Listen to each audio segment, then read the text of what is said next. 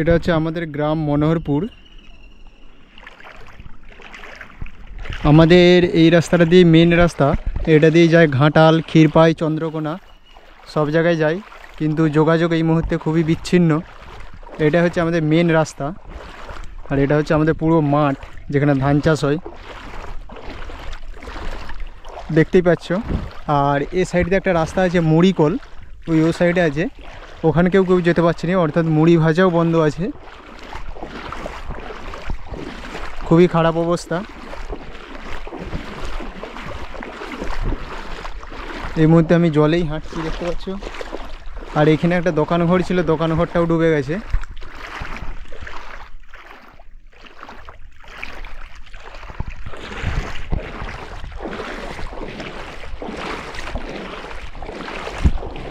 যোগাযোগ সম্পূর্ণভাবে বিচ্ছিন্ন হয়ে গেছে। এটা হচ্ছে আমাদের একটা মিনি মার্কেট, মিনি মার্কেটটাও কিন্তু পুরো বলতে গেলে ডুবেই গেছে, এখানে কেউ আসা যাচ্ছে না।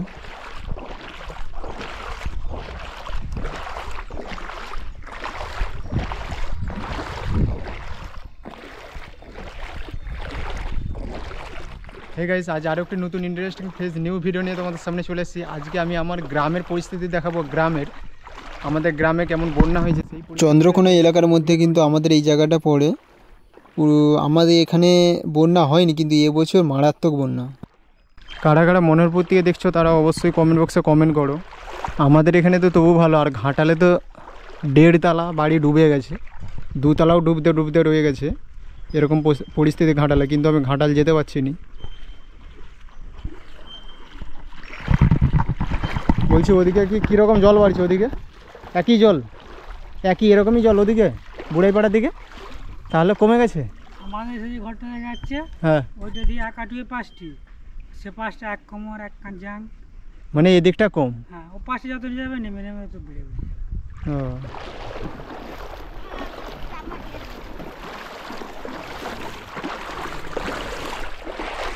যত এগিয়ে যাব ততই বেশি জল। আমাদের এখানে ওং সাই সেবাশ্রম মনোহরপুর পশ্চিম মেদিনীপুর, সেটাও কিন্তু ডুবে গেছে। আর রীতিমতো 1 হাঁটু জল এখানটা দেখতে পাচ্ছ, আর ভিতরটাও পুরো জল ঢুকে খারাপ অবস্থা হয়ে গেছে। এই দেখো, এটা হচ্ছে সেবাশ্রম আমাদের, সেটাও ডুবে গেছে।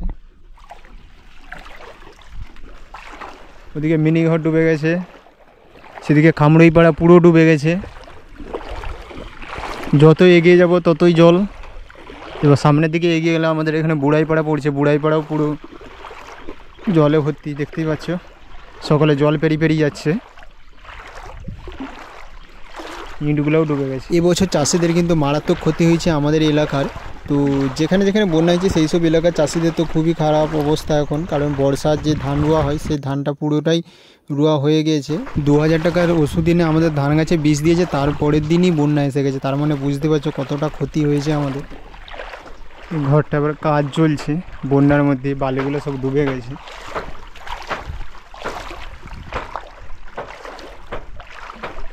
পুরো সাইডে খামড়ইপাড়ায় পুরো সব জল ঢুকে গেছে, বেশি দূর আর যাওয়া যাবে না। ওখানটা ওই কলা গাছটার কাছে, ওই বনটার কাছে, ওইটা আমাদের দাদুদের পুকুর, ওটাও ডুবে গেছে। বেশি দূর আর যাবো নি, ডুবে যাচ্ছে। তো বন্ধুরা, এরকম বন্যা আমরা কোনোদিনই দেখিনি। আমি এত বছর বড় হয়েছি, বাট কোনোদিন এরকম বন্যা দেখিনি আমাদের গ্রামে। অন্যান্য জায়গায় দেখেছি, কিন্তু আমি আমাদের গ্রামে দেখিনি এরকম বন্যা।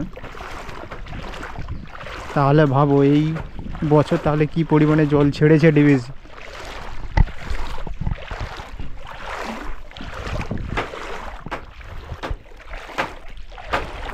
লক্ষ লক্ষ কিউসেক জল ছাড়ার ফলে আমাদের গ্রামটাও ডুবতে বসেছে।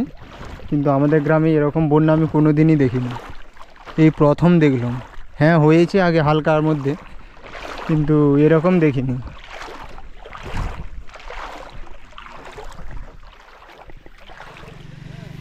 এই জায়গাটা দেখো কতটা রিক্সে গাড়িগুলো উঠছে, কারণ এই মিডিলে একটা পোল আছে, পোলটা কিন্তু 2 সাইডে ঘেরা নেই, সেই জন্য প্রচণ্ড রিক্স। আর এপাশে হচ্ছে মনোহরপুর, আর সে সাইডটা হচ্ছে যেটা সাইকেল নিয়ে আসে, ও সাইডটা হচ্ছে সীমানা।